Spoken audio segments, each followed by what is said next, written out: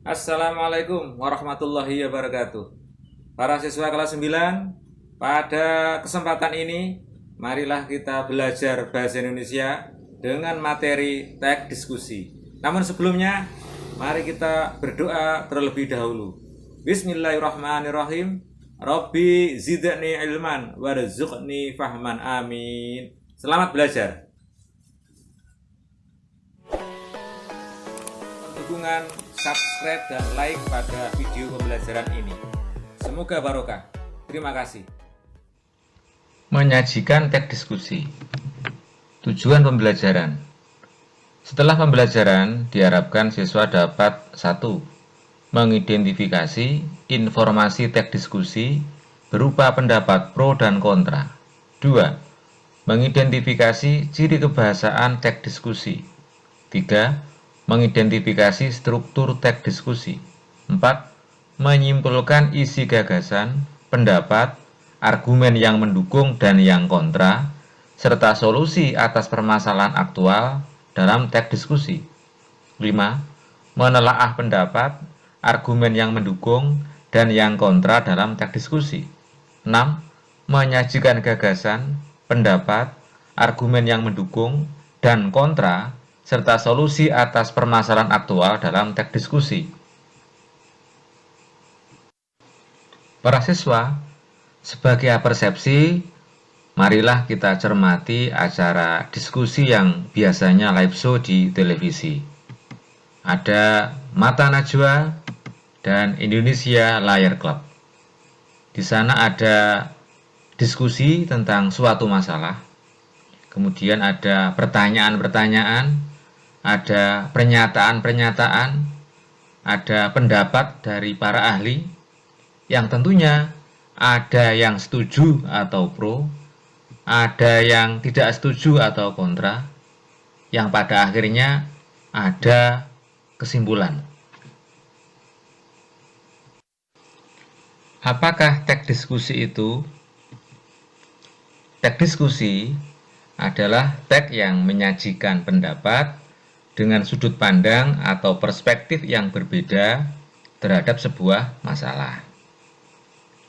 Pendapat-pendapat itu diberi argumen dari semua sisi, baik sisi yang pro maupun sisi yang kontra, baik sisi yang setuju maupun sisi yang tidak setuju, untuk mengambil keputusan yang tepat, untuk mengambil kesimpulan yang tepat. Berikutnya, menguji pendapat kontroversial dengan argumen dan bukti-bukti yang logis. Gambaran teks diskusi. Misalnya ada masalah, internet membahayakan karakter anak. Ada yang berpendapat bahwa itu perlu kajian dulu. Ada yang menyatakan tidak setuju. Ada yang berpendapat itu kontroversial. Sementara juga ada yang setuju. Ada yang menarik kesimpulan, berinternet sehat bisa berdampak positif. Ini gambaran teks diskusi. Berikut disajikan contoh teks diskusi. Ini teks utuhnya ada dalam buku paket. Pada paragraf 1, disajikan bahwa anak-anak hampir di seluruh dunia, terutama di kota-kota besar, kini semakin gemuk dan semakin diperburuk dengan gaya hidup yang tidak sehat. Paragraf 2, pertumbuhan fisik memerlukan banyak latihan gerak setiap hari, dan cara terbaik melakukannya adalah dengan berolahraga. Paragraf 3, selain itu, bermain olahraga dalam tim sangat baik bagi anak-anak, sebab dapat memperbanyak pertemanan. Paragraf 4, sangat jelas bahwa semua anak sebaiknya harus bermain olahraga. Ini contoh teks diskusi. Cara mengidentifikasi informasi teks diskusi. Yang pertama, dengan menentukan kalimat utama atau ide pokok setiap paragraf. Selanjutnya, kita juga bisa menentukan informasi dalam teks diskusi tersebut. Berikut disajikan bagaimana menentukan kalimat utama atau ide pokok paragraf. Yang pertama, ada paragraf yang kalimat pertamanya sebagai kalimat utama paragraf dengan sebutan paragraf deduktif. Contohnya seperti pada paragraf berikut ini. Paragraf berikut, kalimat pertama menjadi kalimat utama, sedangkan kalimat yang lain menjadi kalimat penjelas. Jadi, kalimat belakangan ini, kegiatan belajar mengajar bisa dilakukan secara online tanpa perlu tatap muka, itu menjadi kalimat utama. Sedangkan ide pokok paragrafnya adalah kegiatan belajar mengajar bisa dilakukan secara online. Itu ide pokoknya. Cara menentukan kalimat utama atau ide pokok paragraf yang kedua adalah dengan mencermati kalimat terakhir barangkali merupakan kalimat utama sebuah paragraf. Paragraf jenis ini namanya paragraf induktif. Contohnya ada pada paragraf berikut. Kalimat terakhir ini merupakan kalimat utama, kalimat yang dicetak biru dan tebal, sedangkan kalimat yang lain menjadi kalimat penjelas. Persiapkan diri dan mulai belajar sejak jauh-jauh hari sebelum waktu ujian tiba, ini menjadi kalimat utama. Ide pokoknya adalah persiapkan diri dan mulai belajar sejak jauh-jauh hari. Berikutnya, dalam menentukan kalimat utama atau ide pokok paragraf, kita juga bisa melihat kalimat pertama dan kalimat terakhir yang barangkali menjadi kalimat utama paragraf, yang namanya adalah paragraf campuran. Contohnya seperti berikut ini. Pada paragraf ini, kalimat pertama dan kalimat terakhir menjadi kalimat utama. Pendidikan yang paling utama bagi anak adalah pendidikan karakter.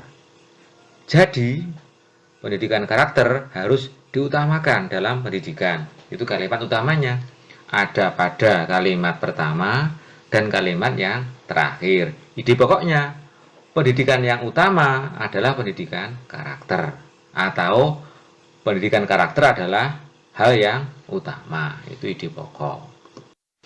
Berikutnya, dalam menentukan kalimat utama atau ide pokok paragraf adalah dengan menyimpulkan dari seluruh kalimat dalam paragraf. Paragraf jenis ini namanya paragraf deskriptif, paragraf yang menggambarkan atau mendeskripsikan. Contohnya seperti berikut. Pada paragraf ini tidak ada kalimat utamanya. Semua kalimat menjadi kalimat penjelas. Sehingga ide pokoknya disimpulkan dari seluruh kalimat. Cara menentukan informasi atau isi teks diskusi. Langkah yang pertama, ditentukan dari ide pokok. Ide pokok itu merupakan inti kalimat utama tiap-tiap paragraf. Inti kalimat itu terdiri atas subjek dan predikat saja. Itulah ide pokok. Kemudian dirangkaikan atau disatukan agar mencerminkan isi teks secara keseluruhan. Bisa juga ditambah kesimpulan sebagai informasi atau isi teks secara keseluruhan. Struktur teks diskusi. Bagian 1, pendahuluan. Bagian 2, isi. Bagian 3, simpulan. Pada bagian pendahuluan, disajikan pernyataan-pernyataan untuk membatasi topik, latar belakang topik, dan sudut pandang berbeda yang akan dibahas. Pada bagian isi, menyajikan paragraf yang berisi argumen setuju atau pro, alasannya, bukti-buktinya, dan contoh-contoh pendukung gagasan. Disajikan pula paragraf yang berisi argumen tidak setuju atau kontra, alasannya, bukti-buktinya, dan contoh-contoh pendukung gagasan. jumlah paragraf bagian pro dan kontra bisa terdiri atas 1, 2, 3, atau lebih guna mendukung argumen. Berapa jumlah paragrafnya tergantung kekuatan bagaimana mendukung argumen. Agar lebih jelas, berikut disajikan gambaran bagian isi. Intinya ada 2 bagian di dalam bagian isi, yaitu paragraf dengan argumen pro dan paragraf dengan argumen kontra. Masing-masing paragraf itu bisa berisi 1 atau lebih paragraf. Jumlah paragraf menyesuaikan kekuatan argumen yang disampaikan. Dalam membuat simpulan teks diskusi, didasarkan pada argumen dari kedua sisi yang pro dan sisi yang kontra, sisi yang setuju dan sisi yang tidak setuju. Kemudian juga perlu mengevaluasi argumen yang paling efektif. Kemudian juga perlu mempertimbangkan rekomendasi satu sudut pandang berdasarkan argumen yang disajikan. Berikut disajikan model teks diskusi atau contoh teks diskusi dengan judul daur ulang untuk gaya hidup hijau. Ada bagian pendahuluan, isinya 1 paragraf. Setiap hari kita diingatkan agar kita lebih peduli terhadap lingkungan kita. Pada bagian isi ada paragraf yang menyatakan pendapat yang pro. Di sini inti dari bagian ini adalah pemerintah pusat dan daerah sejak beberapa tahun lalu mencoba agar masyarakat lebih mudah bergaya hidup hijau dengan bukti dan alasan yang mendukung. Berikutnya, pada bagian isi juga disajikan pendapat yang pro yang kedua dalam 1 paragraf yang intinya pada setiap kesempatan jutaan orang melakukan gerakan kebersihan di berbagai wilayah di Indonesia dalam waktu yang berbeda-beda. Ada kalimat yang menjadi bukti dan alasan yang mendukung. Kemudian pada bagian isi disajikan pula pendapat yang kontra. Ada 2 paragraf di sini.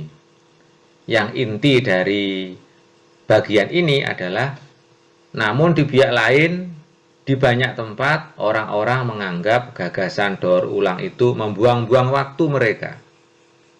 Pada saat yang sama, masyarakat lainnya yang berpikiran sempit yakin bahwa 1 orang tidak akan membuat perbedaan. Ini diberi kalimat penjelas sebagai alasan, sebagai bukti yang mendukung sudut pandang yang kontra. Pada bagian simpulan, dirumuskan 1 paragraf yang berdasarkan argumen, bukti, pendapat dari paragraf sebelumnya. Daur ulang tidaklah sulit jika kita memikirkan serius tentang manfaatnya. Hampir semua yang kita gunakan dapat didaur ulang, mulai dari gelas hingga plastik. Sangat masuk akal jika melakukan apapun untuk membantu melindungi lingkungan kita di masa depan kehidupan kita dan keluarga kita sendiri. Hijau adalah warna paling baik dari semua warna. Bahasa teks diskusi. Bahasa teks diskusi harus ada hubungan makna atau koherensi. Hubungan makna tersebut bisa menggunakan hubungan unsur bahasa, istilahnya menggunakan piranti kohesi, baik dengan konjungsi atau kata sambung, kata ganti, kata rujukan, kata tugas, atau piranti kohesi yang lain. Tanpa piranti kohesi juga bisa ada hubungan makna atau ada koherensi. Namun yang paling mudah untuk menghubungkan makna menggunakan piranti kohesi atau penanda kohesi. Dalam paragraf berikut diberikan contoh penanda kohesi yang bisa digunakan, yaitu dan, tetapi, namun, bagaimanapun, dan sebagainya. Dalam teks diskusi juga menggunakan modalitas. Modalitas itu adalah kata yang menyatakan derajat kepastian yang tepat. Karena ada pendapat, ada argumen, agar masuk akal, maka mesti menggunakan kata yang tepat, modalitas yang tepat. Misalnya dibantu dengan dapat, akan, mesti, seharusnya, selalu, biasanya, hampir, nyaris, dan sebagainya. Itu adalah contoh-contoh modalitas, kata yang menyatakan derajat kepastian yang tepat. Bahasa teks diskusi juga menggunakan kosakata evaluatif, yaitu kosakata yang menyatakan penilaian. Tujuan penggunaan kosakata evaluatif untuk mengkaji argumen dan bukti pendukung, sehingga kata-katanya bahasanya lebih tepat dan akurat sebagai penilaian. Misalnya menggunakan kata penting, sederhana, sangat jelas, dan sebagainya. Bisa juga menggunakan kata-kata itu tidak tepat, itu kurang baik, belum menjadi prioritas, kurang sesuai, agak menyimpang, kurang berhubungan, relasinya rendah, tidak signifikan, atau kurang berarti, dan sebagainya. Bahasa teks diskusi juga menggunakan kosakata emotif yang menyatakan emosi, perasaan, dan pikiran. Pada bagian yang pertama, kosakata emotif mewakili pikiran dan perasaan membawa emosi dari pandangan penulis. Misalnya kata percaya, yakin, pikir, rasa, suka, kagum, senang, dan sebagainya. Pada bagian 2, kosakata emotif melibatkan pikiran pembaca, seakan pembaca melihat persoalan seperti yang kita pikirkan. Misalnya kata ganas, kata unik, liar, buas, berharga, istimewa, dan sebagainya. Kata-kata ini sangat khas sesuai dengan apa yang diamati dalam pikiran kita. Selanjutnya, mari kita belajar menyajikan teks diskusi atau menulis teks diskusi. Judulnya, pemanfaatan internet dalam pembelajaran. Kita bisa juga mengambil judul atau topik yang lain yang paling Anda kuasai. Pada bagian pendahuluan, disajikan kalimat utama, internet bisa dimanfaatkan untuk pembelajaran di sekolah. Ini pernyataan yang akan ditanggapi. Nanti diberi latar belakang, diberi argumen yang masuk akal agar paragraf berikutnya bisa berhubungan terkait dengan yang setuju dan yang kontra serta untuk menarik kesimpulan. Selanjutnya pada bagian isi yang menyatakan pendapat pro atau pendapat yang setuju, disajikan pernyataan banyak siswa bisa menggunakan internet secara sehat dan positif. Nanti diberi argumen yang masuk akal, diberi argumen yang ilmiah, sehingga mendukung pernyataan ini. Pada bagian isi bisa lebih dari satu paragraf yang menyatakan setuju. Semakin buktinya semakin banyak, maka semakin logis, semakin kuat, semakin mendukung arah menuju kesimpulan. Selanjutnya, pada bagian isi yang menyatakan pendapat kontra atau tidak setuju, disajikan pernyataan di sisi lain, banyak siswa tidak bisa menggunakan internet positif dan sehat. Bisa ditambahi dengan banyak siswa yang berinternet secara negatif dan tidak sehat. Diberi argumen yang masuk akal, argumen yang logis, argumen yang ilmiah, sehingga mendukung pernyataan ini. Pada bagian simpulan bisa digunakan rumusan kesimpulan sebagai berikut. Berinternet positif dan sehat bermanfaat untuk pembelajaran. Untuk menguatkan simpulan ini, bisa kita gunakan inti pokok argumen pada paragraf yang pro dan juga paragraf yang kontra, guna mendukung argumen pada kesimpulan ini. Para siswa kelas 9, sampailah kita pada kesimpulan pembelajaran menyajikan teks diskusi.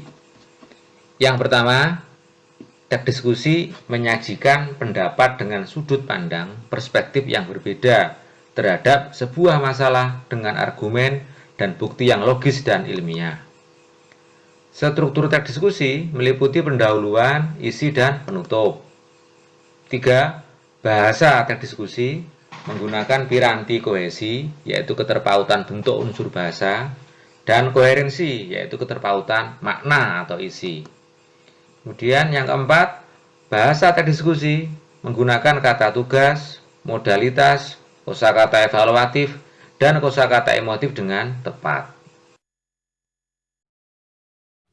Demikian pembelajaran kali ini. Ada kekurangannya mohon maaf dan semoga bermanfaat. Mari kita tutup bersama dengan berdoa. Bismillahirrahmanirrahim. Subhanakallahumma wa bihamdika asyhadu an la ilaha illa anta astaghfiruka wa atubu ilaik. Terima kasih. Wassalamualaikum warahmatullahi wabarakatuh.